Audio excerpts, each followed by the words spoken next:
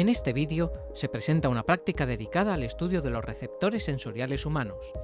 A lo largo de la práctica, realizaremos diferentes pruebas experimentales para comprender los mecanismos de transducción sensorial, evaluar la sensibilidad y capacidad de discriminación sensorial, analizar diferentes fenómenos relacionados con el procesamiento sensorial. Comenzaremos la práctica con una prueba de mecanorrecepción utilizando un diapasón de 500 Hz. El diapasón se hará vibrar y se apoyará sobre la epífisis distal del pulgar, solicitando al sujeto que describa la sensación percibida. El procedimiento debe repetirse en otras localizaciones óseas, como el olecranon del codo y la apófisis mastoides. De este modo, analizaremos cómo cambia la percepción según la zona estimulada. Realizaremos una segunda prueba de mecanorrecepción para analizar la sensibilidad táctil. Para ello, utilizaremos las mordazas internas de un pie de rey, aplicándolas de manera repetida sobre la palma de la mano del sujeto y aumentando progresivamente la separación entre ellas. Registraremos la distancia a la que la persona es capaz de percibir ambas puntas como estímulos distintos.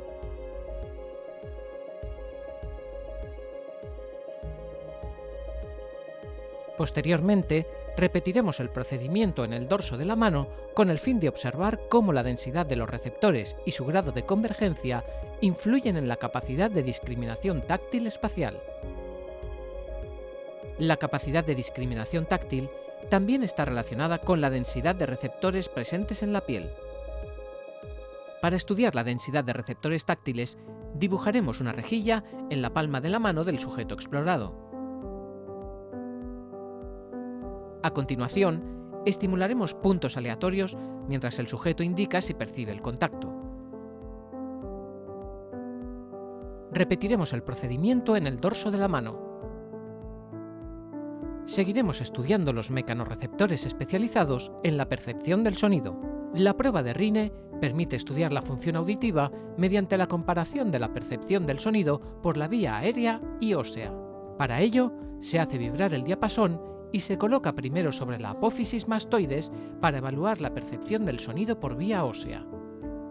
Cuando el sonido deja de percibirse, se sitúa el diapasón frente al conducto auditivo externo para evaluar la conducción aérea. Un Rhine positivo se produce cuando la duración del sonido por vía aérea es mayor que por vía ósea, lo que ocurre en condiciones normales o en la hipoacusia de origen neurosensorial. Un Rhine negativo se produce cuando la duración del sonido por vía ósea es mayor que por vía aérea, lo que es característico de la hipoacusia de conducción debido a que la transmisión del sonido por el oído externo o medio está alterada.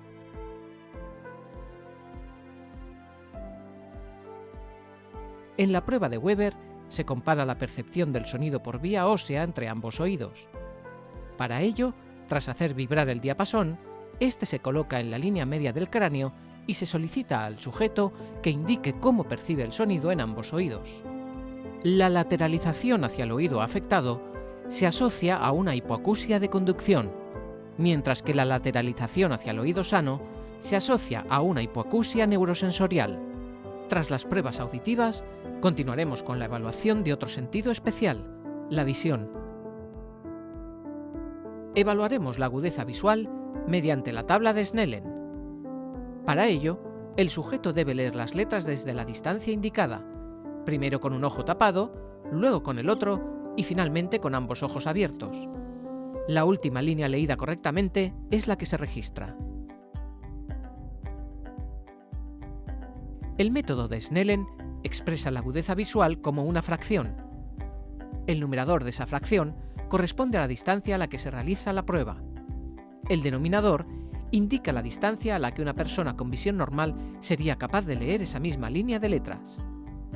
Por tanto, una medida de 20-20 correspondería a una agudeza visual óptima, ya que el sujeto puede ver a 20 pies lo mismo que una persona con visión normal vería a esa misma distancia.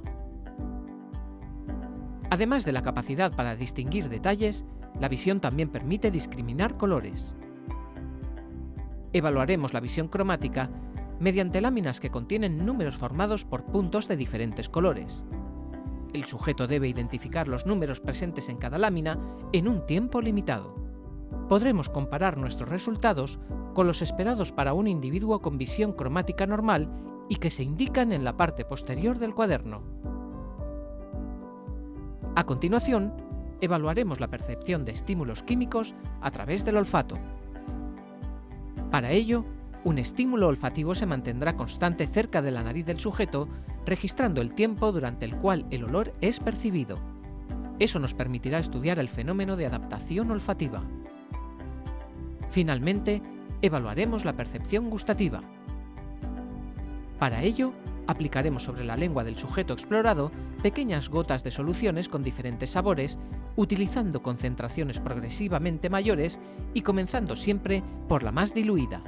Tras cada aplicación, solicitaremos al sujeto que indique el número en el que comienza a percibir el sabor, registrándose este punto como referencia para el umbral gustativo. Entre cada estímulo, el sujeto debe enjuagarse la boca con agua para evitar interferencias entre sabores. Por último, exploraremos la influencia de la vía olfatoria retronasal en la percepción del gusto. Para ello proporcionaremos a nuestro compañero una sustancia azucarada que pediremos que ingiera con los ojos cerrados y con una pinza situada en su nariz para evitar la información visual y olfatoria en la percepción del gusto. Posteriormente repetiremos la misma prueba, quitando la pinza de su nariz y le solicitaremos que nos indique las diferencias en la percepción del gusto que ha experimentado.